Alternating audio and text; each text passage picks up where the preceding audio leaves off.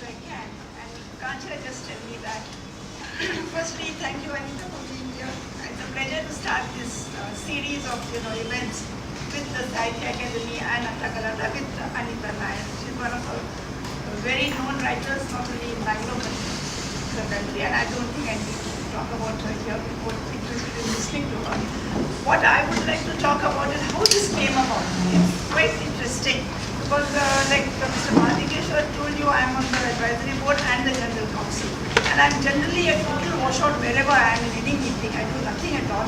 But that day, Satchidanand said we must do something in Bangalore, and I don't know where I got the brainwave from. It was a eureka moment, honestly. I said I must bring up then Lakshmi. I don't know why I'd never come to their shop, but he had run me up once, and I could remember the enthusiasm in his voice, and I said, why don't we, ask them to hold it? Because the academy is, building is nice. I won't say anything, Mr. Mahadikeshwar is here, but it's a little austere, and it doesn't have this atmosphere of books and all. Nothing like a bookshop for me. And I also thought that the academy, is not much known. Mr. Mahadikeshwar tried to tell you something about it, but we all look upon it as one of those august institutions which are there in their place. We don't think much of it. It does its work, and And my problem is it's doing a lot of work which people don't know about. Publications, a lot of old books come out. Seminars, etc. I mean, I won't take that on, but I do think that it sort of doesn't come out of its breathing. I think it's like if Muhammad does not go to the mountain must go to Muhammad. That's what I thought. So instead of the readers going to the academy, which is not very easy, where the place where it is located, etc. Why doesn't the academy go to where the readers are? And I think that to me seemed a very right thing to do. And I spoke to Sport very nervously and tentatively and hesitantly, and then I spoke to Satchidanand equally hesitantly. I thought he might say what? Go to a little bookshop, and I thought Sport might say what? Putting academy. Anyway, they clicked and it's come out, and I'm sure it will work out well. I hope that the readers come. We have a lot of writers in Bangalore. We have a lot of good writers in Bangalore, and I'm sure every month it will be an interesting program. Secondly, very small point I want to make is that about English writing. English writing has changed immensely over the years from when I began. It was, much sort of despised. It was much looked down upon. It was criticized. It was almost called a traitor's writing because you write in a colonizer's language, etc., etc. And it just wouldn't grow very much. And then suddenly at one point, like plants grow, all of you in Bangalore who know plants grow, suddenly they take it up and shoot up. And I think that's what happens in English literature. Suddenly shot up. But it's become a little confused about itself. It doesn't know where it's going, what it's doing. And there's a lot of confusion between the bestsellers and good writing. And I think to me this is the biggest problem with English literature today. Bestsellers have their place, I don't say no, but good writing has its place. And when people say that good language does not matter, good writing does not matter, I'll not as people please, what does it matter? And there's a kind of reverse snobbery which says that why do people don't want to read good language? And I think these things, these events hopefully, and these writers will show that good language matters immensely, that good language and good books stay with people, that they can be read. Writing well does not mean being inaccessible. Readers will enjoy it, and that's, I think, one of the main motives where I started this, and I'm sure it will go on splendidly. So thank you. Sorry, Anita, taking up your time. Please go. And I'll sit there so that I can hear you better.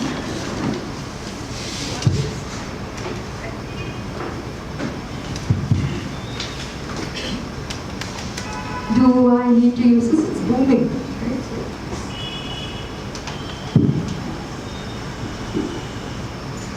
Okay, good evening everybody, and thank you very much for Sahitya Akademi for starting off this series by inviting me to present my novel Idris.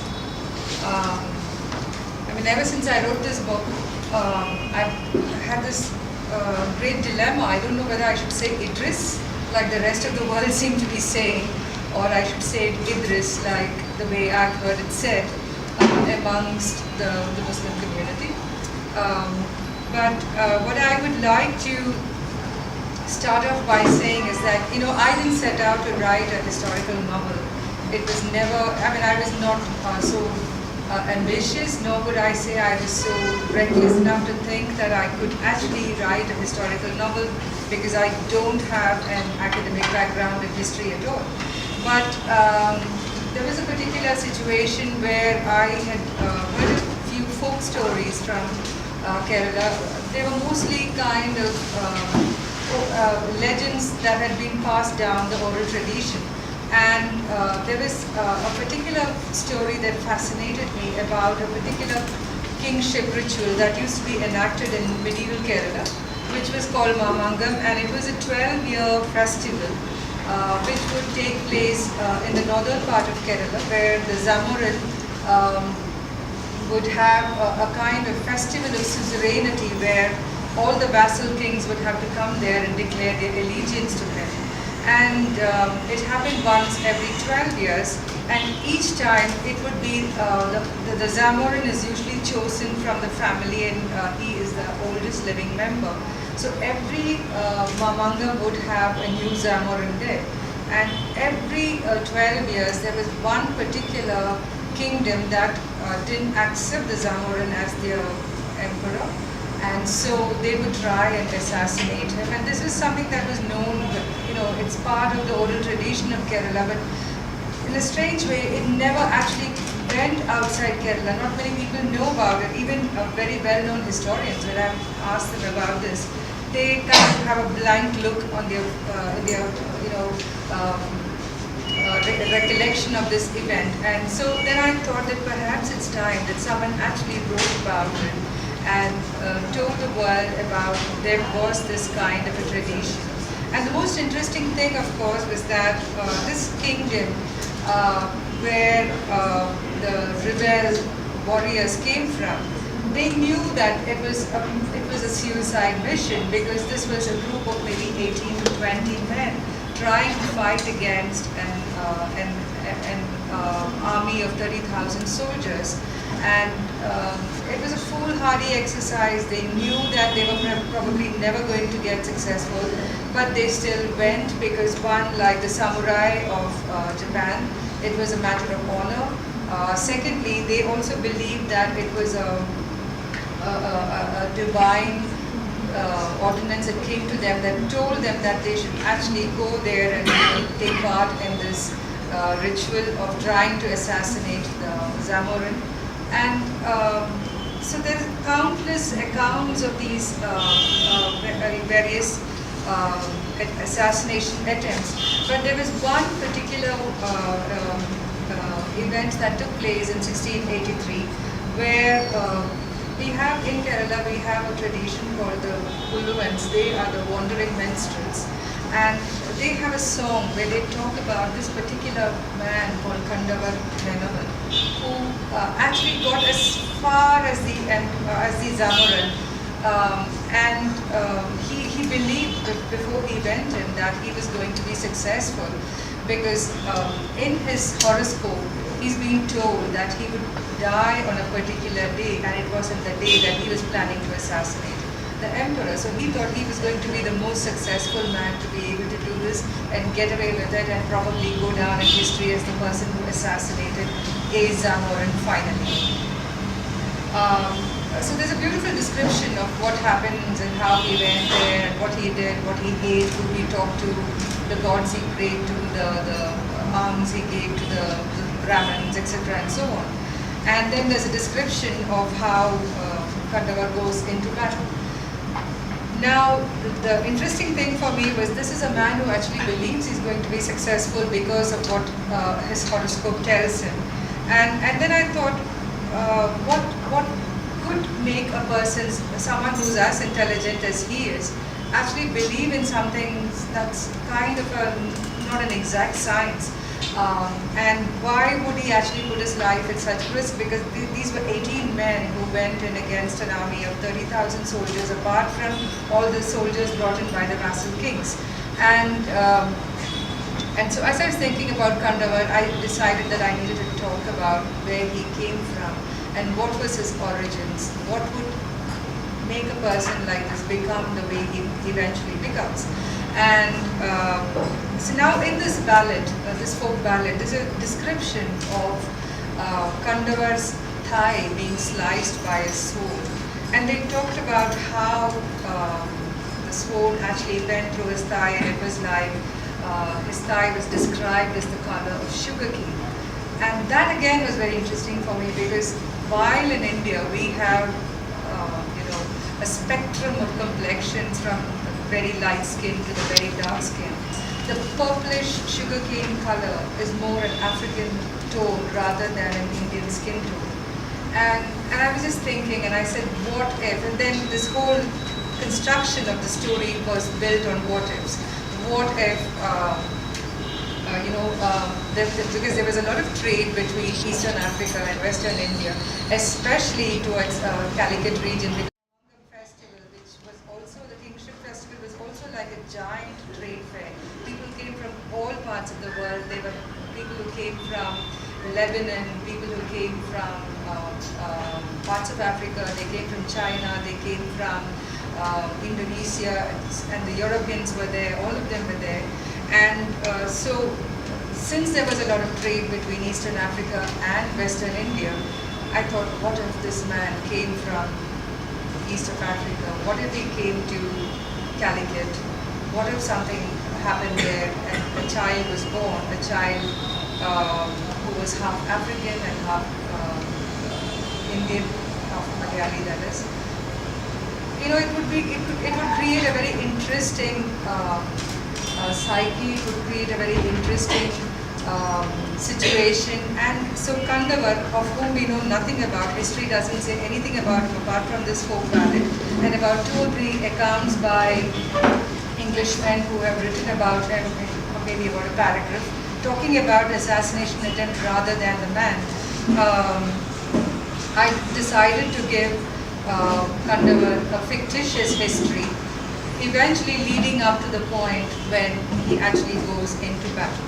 So now this is the first, it's going to be a trilogy. What I discovered as I was writing it is that there was so much material available for me to write about that time in terms, once I'd done the research. When I began doing the research, I hit a kind of dead end. There was nothing I could find. Most of it was written in Malayalam, and most of them were glossing over that period of what was happening. And then what I discovered was all the foreign traveler accounts, where there were the Dutch, there were the French, there were the English, there were the Portuguese. All of them had written about it. The only problem was none of them spoke Malayalam. So they all used interpreters. And that again was a kind of shaky area, because what the interpreter said and what the man understood, and finally what they thought was history, could be completely different. And except that I discovered this Portuguese writer called Duarte Barbosa. He actually learned Malayalam. He learned to read, write and speak it. And so his accounts are probably the closest I had to what really happened with that period of history. What were the various traditions, the cultural elements, the currency, everything. And he was a clerk, so he actually made very detailed and meticulous reports of everything that he discovered. And he was also a traveler, so he wrote about many other parts of India, and also the Far East, some of the islands that he traveled to, etc. So in the writing, with every new book I was reading, I was discovering so much information. I thought, here is my opportunity to actually chronicle a part of India that hasn't been actually written about too much. We have so many books that have dealt with the Mughals, have dealt with the history of northern India, but southern India is pretty much kind of uncharted territory, especially if you're looking at Indian writing in English. I'm sure there's plenty in regional languages. I know there is some in Malayalam, but I'm sure there must be several in Tamil and Kannada and Telugu, etc. But not as much in English, I thought. And so, with all this in my mind, I began writing Idris, and this is the first volume of the trilogy, because it really would be like otherwise a massive tome, and which would be completely inaccessible in terms of the sheer size to go through. And for anybody who doesn't understand that period of history, as you know, with every new little nugget of information, it takes you back in time. And I think the reader is somebody that the writer of a historical novel has to seriously take into consideration. And it's not something that I very often do, where I actually think of the reader, but here I had to, because I thought if there was going to be too much information, the reader wouldn't be able to absorb what was being written and what was being said. And I thought, let me break this telling of this story into 3 parts. So in this first part, Kandavar makes his appearance as a young man. He is not a young man, as a young boy.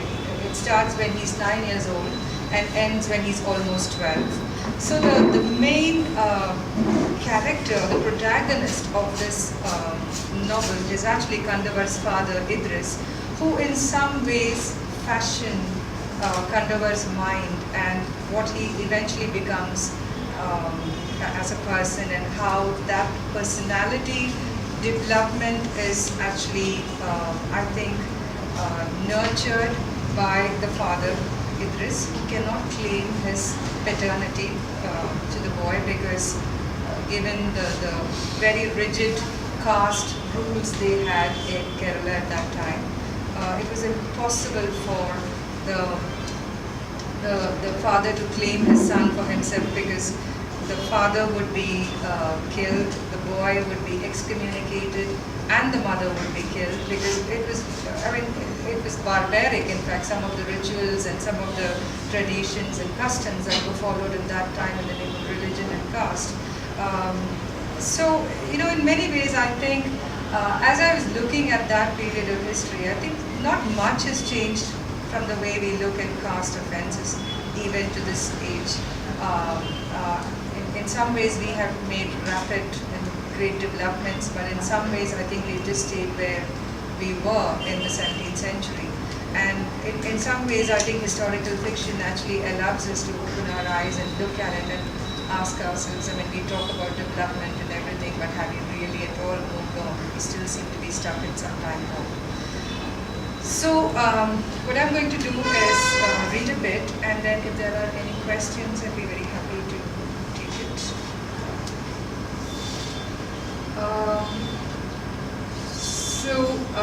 I'm reading a bit from the time that Idris first comes into Calicut, 10 years before the action of this novel. So this is set in 1659, so this is 1649. 10 years ago, Idris had been part of a trading group on their way to the Vanyankola Chanda. It is the biggest cattle fair in the world, the Yemeni Omar had told him. I know you prefer camels, but this is a sight worth seeing. Go with us. You never know what a walk in that direction will bring your way. The Yemeni and he had travelled together along the Malabar coast from Batkal in a sambok headed towards Kozhikode. Idris and he had sat on the deck of the wooden vessel till the Yemeni broke the silence. Brother, where are you from? Idris had pondered for a bit on how to phrase his reply. Where should he begin? And in the end, he had arrived upon what he was to use for the rest of his life. I'm Idris Maimun Samatar believed, previously of Dikil, now an eternal traveller seeking the measure of earth and man. The Yemeni's eyes widened. Idris Maimun, the glorious interpreter. Is that a real name or one you found for yourself? He guffawed. Whatever the truth, I like it, brother Idris. You say nothing and you say everything. It was an acquaintance forged on blood.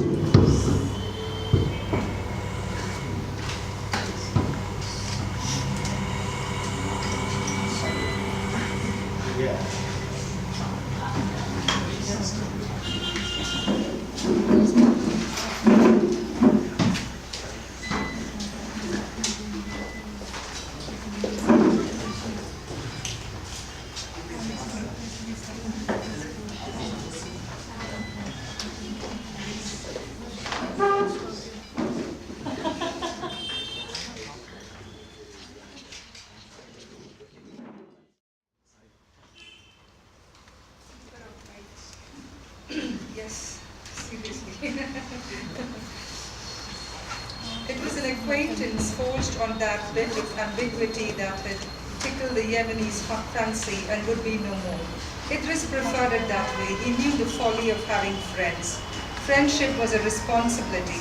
It demanded making an effort to nurture relations and never asking why. It meant expectations and subsequent disappointments.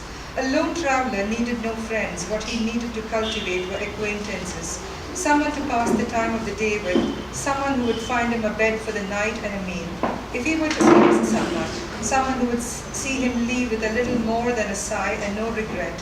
Idris and the Yemeni would presume no more of each other. They watched the waves of the Arabian Sea and shared a meal of dates that the Yemeni brought out.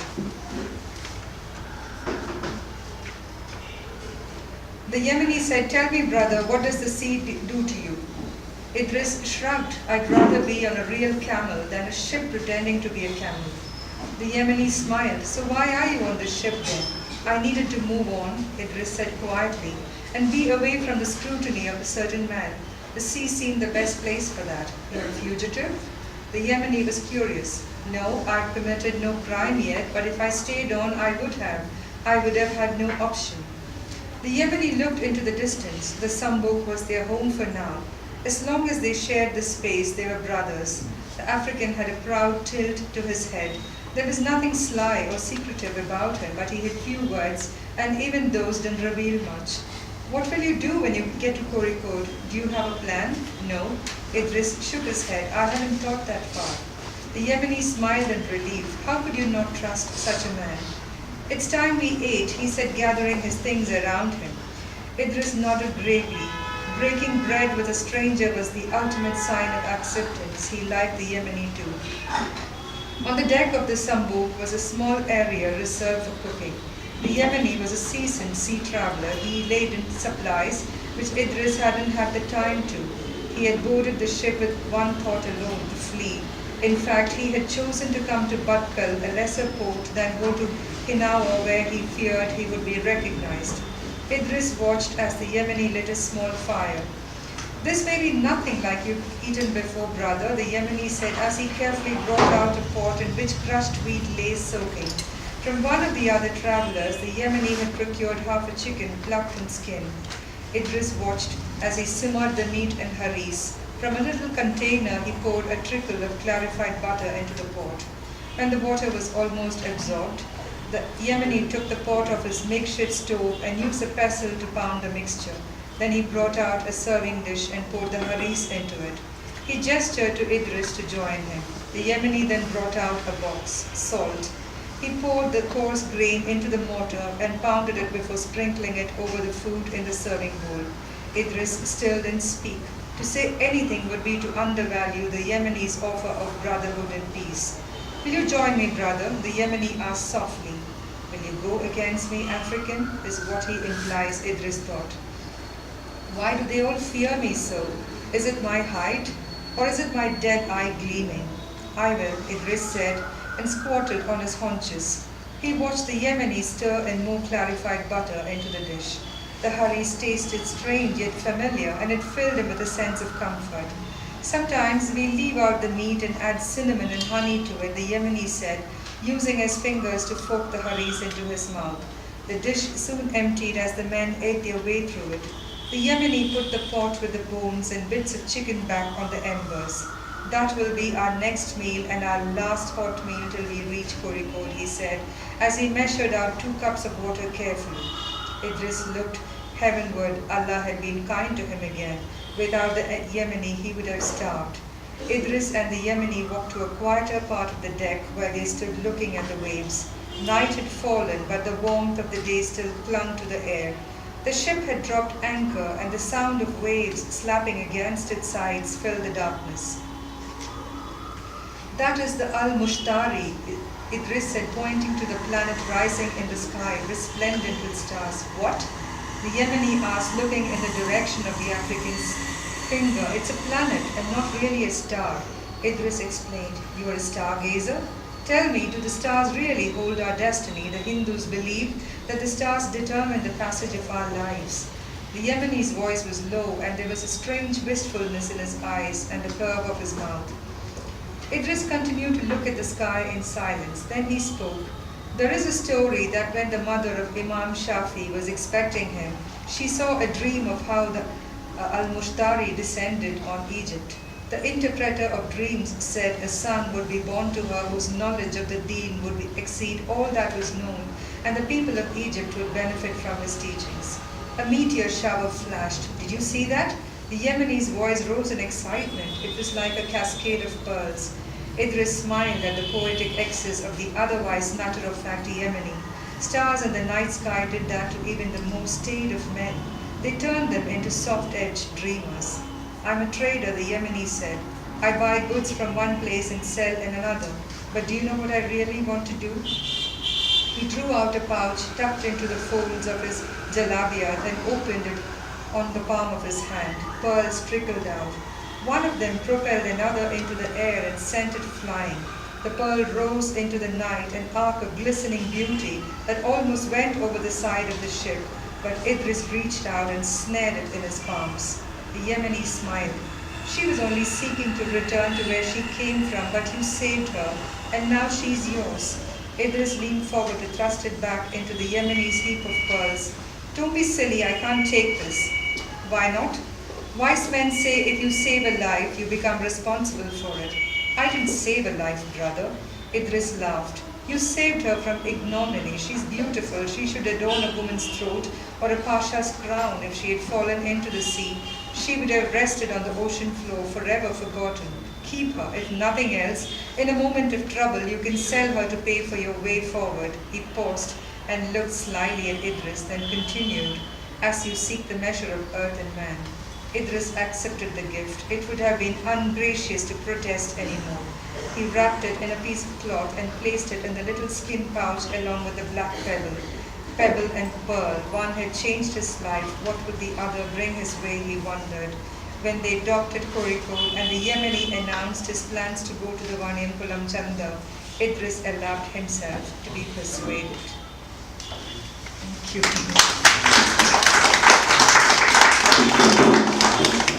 So, any questions?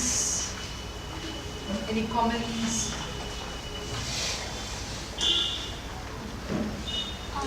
The landscape as you've described it sounds very.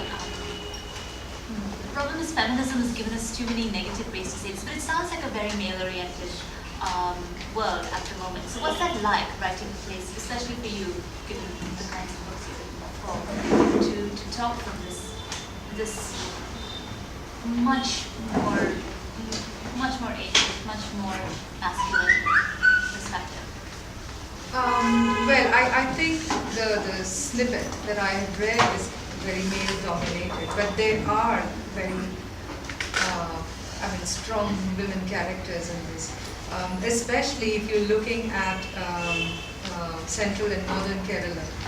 This was the time when the Nair tradition was, probably at its peak point, which was where it was matrilineal, right? The thing about being part of a matrilineal tradition is that you have rights in terms of property, but you are not actually the person who's looking after the property.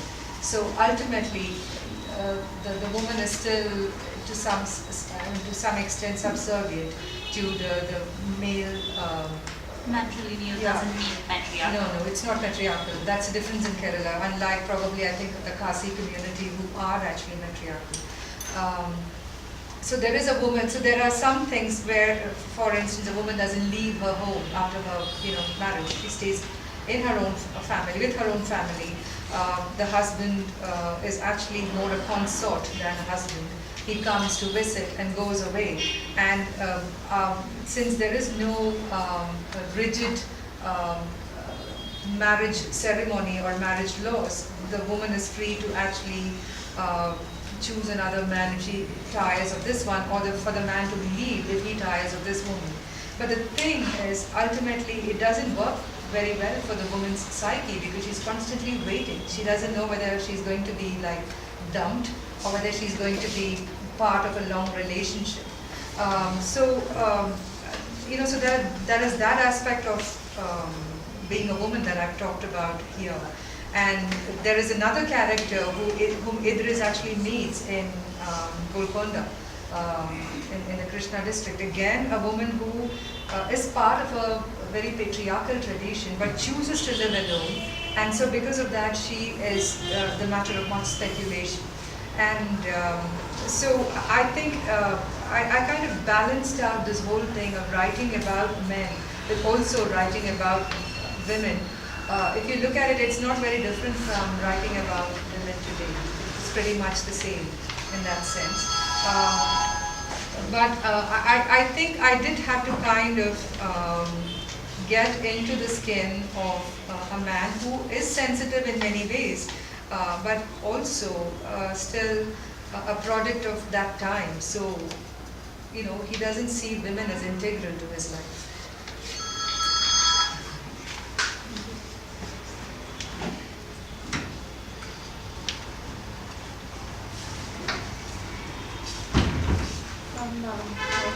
From telling a story, how did you decide that there are going to be 3 parts to this? I know you said you did all the research and you felt.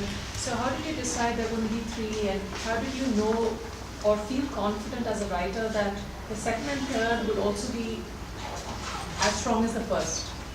So I'm asking as a writer who, you know, like if you try to decide, how do you make that decision, or how were you able to fit it? Well, the thing was, initially I planned to do a single book, you know, so where I was just going to do this life of this child from the time he's 9 to the time he's 33. And then I realized that in terms of sociological details is so much, anthropological details is so much, that if I could pack it in, I could have it, it would have been, instead of being a 350-page book, it would have been a 900-page book, really. But I thought I wouldn't be doing justice, you know. And also as a writer, I thought I would exhaust myself, and the fatigue would start showing somewhere halfway through the book. And I thought I'd rather take it through this 3 stages, where I'm able to get into the mind of my character at a greater depth, rather than just gloss over it. And allow, because one of the things that I love about writing is the detailing. And I wanted to be able to linger on details that I wanted to linger on without having to hurry myself and worry about, is this book going to be too big and too cumbersome, and is it going to get tedious more than anything else. So it was a decision that I made halfway through the writing of the book, when I decided that if I'm going to break this up, first I thought a 2-volume, and then I thought I'd make it into a trilogy, only because I mean, I like order, I like patterns. So I have 11, 22, 33. It just works out mathematically. Okay. So I have a question. When you write like such a big book, you say it could have been 900 pages or even more, do you let it emerge, or have you already thought of the second and the third, and you know exactly what's going to happen there, or are you going to just let it, you know, emerge for you? See, in this case, it's a slightly, it's a composite situation, because on the one hand, I know how the story is going to end based on the ballad. So I know how the story is going to end. The thing is getting there to that point. So also to try and understand what would actually make a person, someone like this boy, because in that time and age when people didn't travel, he's traveled. He's seen parts of the country, he's been through various things that a lot of other people wouldn't have, you know, because especially in Malabhi, which was at that point accessible only by sea. You know, you didn't actually, the Palakkad Pass hadn't been discovered at that point. So there was no land routes really. People went by sea, and then they probably went off from there to various parts. So a character like this, he knows, he's seen so much, he's probably done so much. So I'm saying fiction and reality has kind of merged in my head so much. It sounds like I'm schizophrenic, but but you know, the thing is that I kind of thought that, you know, I know how it's going to end. The challenge for me is going to be able to lead it up to that point. Again, this mathematical precision with which I wanted to break up the telling allows me to kind of look at only that period. So if I ended at 1661 here, the next one would end at say 1673, and then 1683. The larger historical details are fairly available and you can get them. Small details of daily life.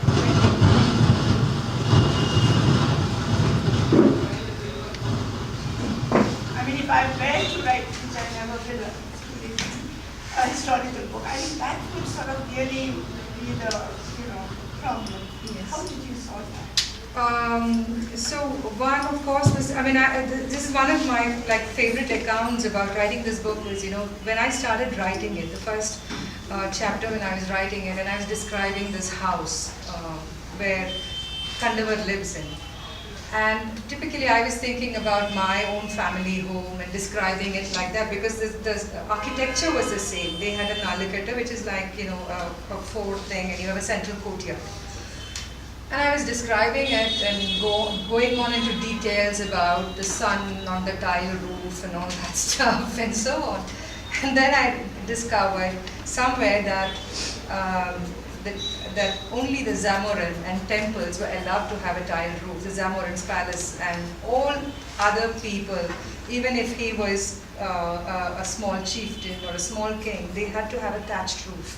It wasn't allowed. Only when the English came in, they actually got a special dispensation from the Zamorin to put a tile roof on their factory. So that's when I realized that I would have to completely erase my mind of everything I knew the way it was, and go back and try and dig out whatever little information I can. Now again, if you look at, now Kandavar belongs to the Nair community. And generally, the Nair community are non-vegetarians. But what I discovered then, which is why I started reading the Malayalam texts from that point, because they kind of did give in little details and so on. And I discovered that it was a criminal offense to actually eat meat or fish and so on. So nobody actually ate meat or fish, if you were a certain caste. And you were considered breaking caste taboos. In fact, alcohol was frowned upon, and but they actually smoked hashish because there was no ruling on that. So, so it was like, and the way punishments were meted out, it was always like a little panchayat kind of ordeals they would make people go through and so on. So there are random descriptions that are scattered through countless books, and there would be like an account of a foreign traveler who came to Kerala, and he said nowhere in this place would you meet a tailor, because people didn't wear stitched clothes. They just wore a dhoti, and in that period of time, women, it was considered only prostitutes wore blouses. So women of good families didn't wear blouses. And so everything that I knew in terms of how we understand society today had to be completely kind of thrown out. And then it just meant scouring and looking through countless accounts to see what is it. And then I was looking at pictures of that period, looking at to see what kind of jewelry was worn at that point, what kind, whatever artwork was available, folk paintings, songs from that period, whatever I could find. And that was how I was able to actually flesh out. And then, fortunately for me, there was some family history I could kind of dig into in terms of little things that they had, in my own family, about this family came from there, and this was how they brought what they brought with them, etc. To give me some understanding in terms of clothing, jewelry, this little details, what they ate. And if you look at the Ayurvedic food patterns, again it gives you an indication of what used to be eaten until Kerala opened out and people started coming in and so on. So it was a lot of hard work, 6 years of research. So eventually, did you enjoy writing the historical book, or when it comes to the next book, is it back to fiction? And in terms of genres, what's the big kind of approach difference in approach? Difference in approach, of course, is that firstly that, see, when I'm writing a contemporary novel, I don't have to really work so hard to understand, just to make sure that all the details are right and factually correct. One thing I wanted to be very sure of is that nobody was going to point out a detail to me and say, but, she was writing rubbish or whatever. With contemporary fiction, fact-checking is that much more easier. And the problem was, I was really exhausted writing this because I don't have an academic research background. What I would do is I'd forgotten, when I was reading all these books, I'd forgotten to make notes. And after I finished, maybe say halfway through and I wanted to cross-check something, I didn't remember where I'd got it from. So which meant going back and speed reading again to see where I got it from. And then I started, getting slightly more savvy and writing down page number and that kind of thing. Which is why there's a huge bibliography behind where I've kind of put down every book that I've looked at when I've written this. I think what a historical novel demands of a writer, there are two ways of approaching it. One where you can not have to be such a obsessive person about detailing, and you can gloss over many things. But if you are the kind that I am who is obsessive about detailing, then you need a lot of stamina, because there is a point where you actually start tiring and thinking I remember actually sitting in my publisher's home, and her father-in-law was there, and I was telling him something about this, and he said, who's going to know the difference? And I said, but I would know the difference, and so there was this, I think it's also about having to, at some point, tell myself that I have to do this. If I didn't do this, is the world going to change? No, it's not going to change, but I felt I needed to write this. And after having written this, I'm glad I did it, and I'm looking forward to doing the volume 2 and volume 3. But I would need to rebuild strength again to attempt it. My question comes from your reading, the extract that you read. Why does he remain only the Yemeni, and for how long does he remain the Yemeni? He just goes, because whenever I have a cameo kind of a role coming in, then because there's so many characters here that it just becomes easy, and he just has a bit role. He just is there to take this man up to a point. That's about it. So his name is called Omar. But one of the things I also noticed about that period of time was that people actually refer to each other like that. They didn't really say Omar whatever, Omar Din, whatever his name is. They would rather say Yemeni, the Moor, the Yellow Man, that kind of things. Yeah, I was remembering an essay read some time back. We sort of talked about English writers from India, and some of them who were actually at a point in career gone back to their own cultural vernacular roots and mythologies, and integrated that to their writing. In some ways, that becomes an inflection point, and a very, very different, stronger, different voice emerges after that in all the rest of their writing. So, as a writer, do you feel a major change in the way you look at or experience your approach to writing and how you are articulating now after this book? No, not really. Because I've written about Kerala extensively even before this. The only thing was here I delved into Kerala history, That which mythologies and legends. Yeah. But I don't think it, because I think there's one part of me that would write this kind of fiction, and there's another part of me that would write contemporary fiction also. It's just a matter of when I'm writing that novel, that part of me is working. Yeah, regarding food habits of Nairs, you were saying now, you are now non-vegetarian. But when he went back and read the Malayalam literature, he found non-veg food was prohibited. Yes. So when the switchover has happened, when it happened, why it happened? Was there any socio-economic upheaval which happened? Any idea? I would think probably to some extent it's with the opening out. You know, when the Palghat Pass was discovered, and people started coming in from the rest of the. Until then, what Kerala had was mostly foreign travelers, more than Indian Indians. travelers coming in. Okay. So I think it opened out people. You know, the Palghat society Pass. opened out to some extent. When it happened? Some 300, 400 years back? Or No, more Palghat than- Pass was I think Hyder Ali. Hyder Ali. Hyder Ali, Yeah, okay. he's So 200, 300 years. not 300, right? 200. 200, okay. Till then Kerala was not Accessible by this other parts of India. No. Huh? More than Because you have the Western Ghats, Yeah. and they were kind of insurmountable at that point until they discovered the Palghat Pass, which allowed people to just come in very easily. How the Adishakara, he went all the way from He probably then, if you remember, he went to Mukambika, Kollur and so on. So he's gone through that. You can go. he had traveled in that time, it was really existing.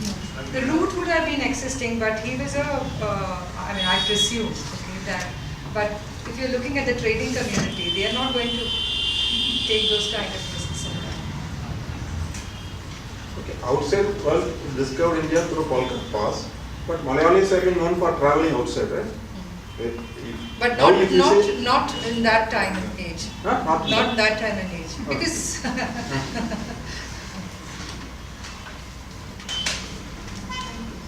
I have a question. You have written about the historical thing. What I assume is, I haven't written anything yet, but I plan to. So I feel like when you're writing historical things, something like that, and you have to research about it a lot, and it will be tiring. I assume it is like that, right? So how do you keep yourself up? Without you shouldn't leave it halfway. It will be I think it is the most tiring work I feel when it comes to writing, because you have to know that culture in that time. How do you keep yourself up? And you're saying it's a trilogy, right? It will take a long time. well, I guess somehow if the story is and the characters are fascinating, they become very real to you. You know, so after a while you stop thinking about how tedious it is and so on. I mean, of course there are bad days when you think, why am I doing this? But mostly the character just takes the story forward. Once you've done the research and you've plotted the story where it's going, after that, do the details bog you down while you're writing, or is it something that happens soon?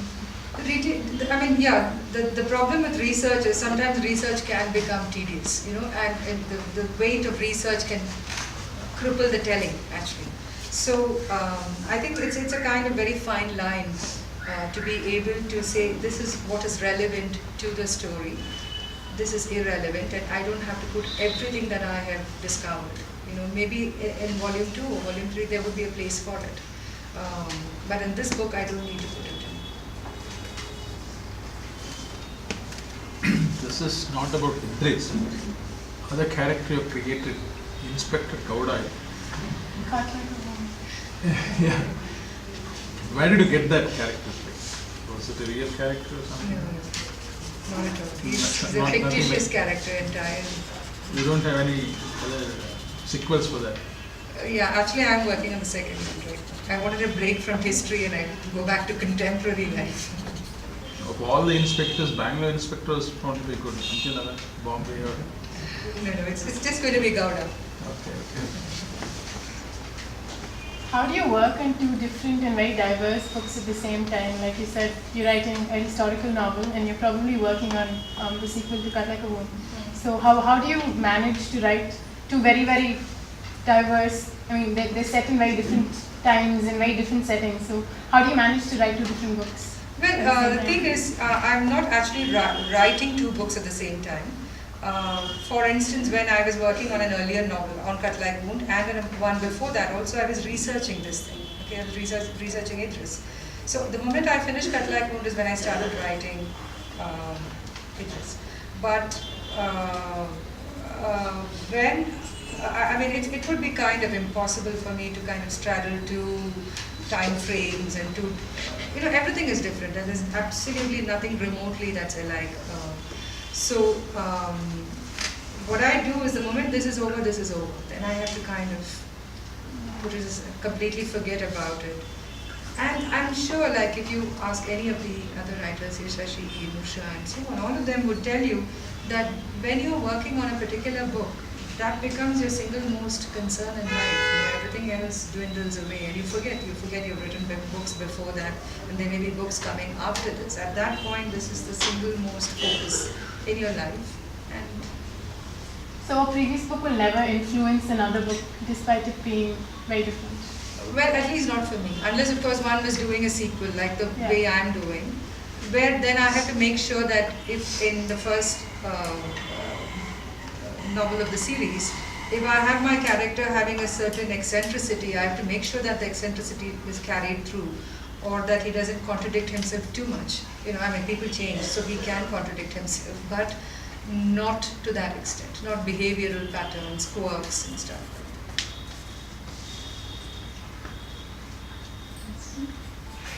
How did you build the dialogue, to be of that time? What people speak and how they speak, the language they're using? How did you do that? I think I had to kind of very consciously do a slightly formal way of speaking. Because especially if you look at it, these two characters are not speaking in English, they're speaking in Arabic to each other. So Arabic in some sense is a formal language. And even if you look at, say, Telugu of that period, or Tamil of that period, or Malayalam of that period, it was a more flowery way of speaking. There was a more lyrical way of speaking. So I had to kind of take from that and use, structure my dialogues in English to match that kind of flavor. A more formal way of speaking.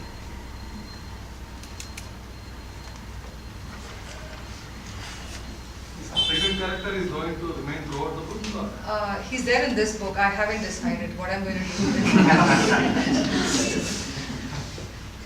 Yeah, I was just going to ask you, and kind of related to that, the gentleman's question, is that if you really tire out and not write the other two volumes, does this book end in a way that it is sufficient for the reader to say, okay, the end?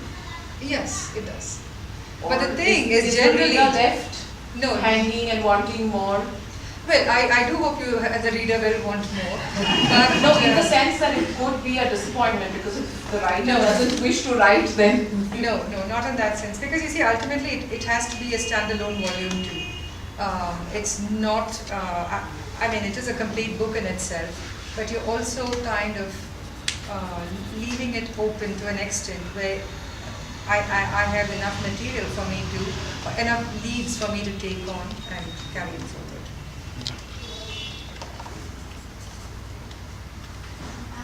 I don't have any weird persons in this. Like Henry Mantle's trilogy, for example. They're all people whom we know been recorded in history and they have their personality. Do you have anybody here who's a real person and whom you had to take on? Zamorin, for example? Not in this one. I've mentioned the name of a Zamorin. Okay. There are quite a few. See, the thing is, what I had to do here was there's a lot of conjecture here, really, more than anything else. For instance, I described there used to be pearl diving in Tuticorin. And the thing that used to happen was that the Dutch had come in at that time and they'd taken over that area. And the whole thing was done in a very grand way, where the Dutch commander would come and there would be a gun salute and there would be all kinds of things and so on. Now, unfortunately, the year that I wanted to have the pearl diving, there's no account of that. But there was also a situation where sometimes the sandbars come in overnight and the oyster beds are covered. So I had to create, so when I talk about a Dutch commander, I'm talking about a real Dutch commander. But what happened is fictitious. But actually, the volume 2, I did want to bring in some iconic figures from Kerala history, like this person called Tunjat Idris, who's the one who wrote, who's considered the father of Malayalam because he, created the alphabet and stuff like that. Then there was also a couple of, there was a mathematician in that period. Around that time, and the place where this happens is all very close to. So I wanted to bring in those people. When you say wanted, you not No, not in this one, in the next one. The next one, yes. Yeah. I mean, intention stands. Yes, the intention stands. I have a question. When we see authors writing historical fiction, some of them go overboard in terms of the historical documentation that the book has. So how do you draw the line between the fictitious narrative and the historical documentation that goes into the book? See, I think ultimately the thing is I'm not a historian, so it makes life slightly easier for me that I'm not weighed down by that knowledge, right? And I see primarily, I see myself primarily as a storyteller. So that is my primary concern, to tell a story and to tell it without making it boring. So if that is what I kind of set myself towards, then that's how you go.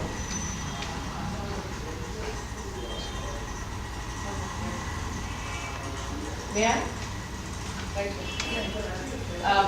As you, when you began, you said that this is the book based on what if, because a lot of it, as you said, is fictitious combined with history.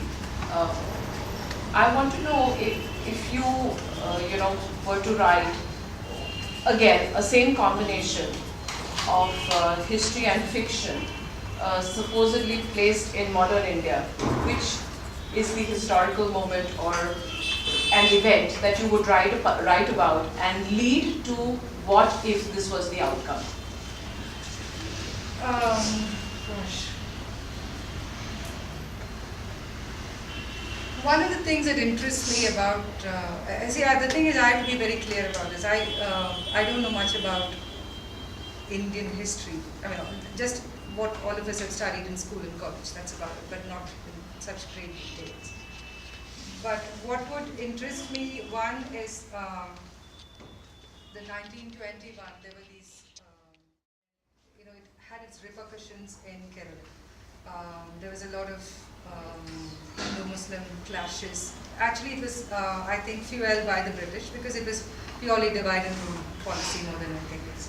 And that is something that, again, I think people have not really delved into and looked at and written about. And that is something that, again, interests me quite a bit. Because people I know in my own family, my husband's family, etc., they all, the older members, they all have stories because it's 1921. They all, like my mother-in-law, for instance, or my father, for instance, they all remember little bits of what happened.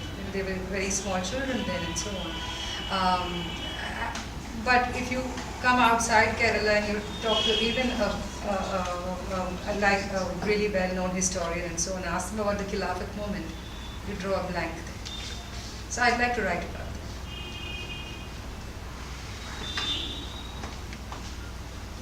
Okay, so thank you very much for a patient hearing.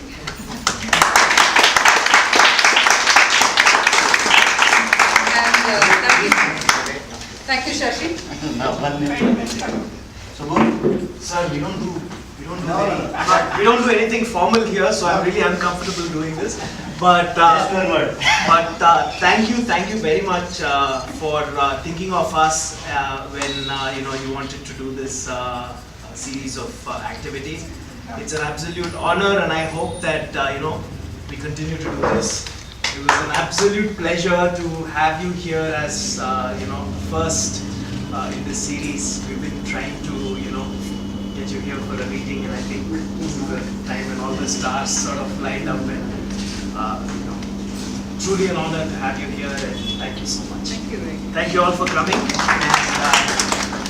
quick plug about Atta Galatta.